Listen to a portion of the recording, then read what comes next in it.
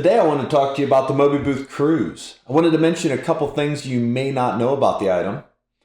A lot of people know that the Cruise Roamer, much like the Aura photo kiosk, can interface with apps such as Snappic, Breezebooth, Curator Live, PhotoZap, TouchPics, Booth.events, and more.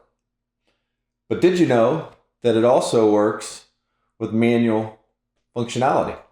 So I got the iPad out of this just to demonstrate that it is not needed. I am connected to a battery pack, and I'm using the button on the rear here to actuate white lights whenever I want. I also have another option on the back here. This is what we call the FX button. By touching it, I can now change through patterns.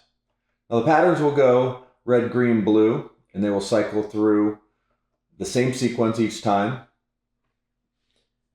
One other thing that you can do with it is if you hold the FX button in, it will cycle through getting lighter and darker, allowing you to adjust the intensity of the light without having to have an iPad connected.